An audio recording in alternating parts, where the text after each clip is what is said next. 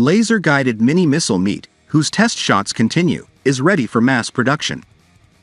In the statement made on the official Twitter account of Roketsan, METE, the smallest member of our family, is ready for mass production, statements were included.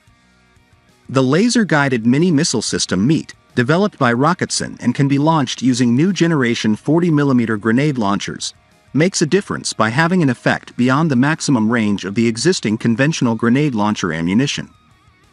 METE, which can be fired by a single personnel with a grenade launcher, is designed to be integrated into the turrets of many unmanned aerial vehicles, unmanned land vehicles, unmanned sea vehicles and land vehicles with its lightweight and small size. Developed in accordance with the unmanned aerial vehicle concept, the ammunition was integrated into the Gök Alp Drone system developed by PAVO Group and successfully completed the test firings. Making a statement about the test shot of METE, PAVO Group Chairman of the Board Dr. Alper Özbilen, "The METE of our Roketsan met in the skies with our Gök Alp drone that we designed and produced as PAVO Group. Let the ancient weapon of the Turk be proudly handed down from generation to generation, like a bow and arrow, in the service of his country. May the Turkish youth continue the race to add value to their country forever."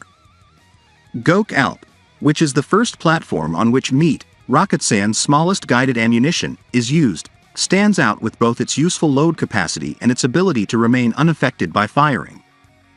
In the video sharing made from Roketsan's official Twitter account, it is seen that METE was fired from the Gök Alp drone system and Gök Alp remained stable during the firing. The PAVO Group, which eliminates the shaking and loss of altitude problems experienced by small-scale drone systems when using such ammunition, aims to open up to the foreign market with the Gök Alp drone system. Gök Alp can work in harsh weather and field conditions with a payload capacity of 13 kilograms and a duty time of 35 minutes.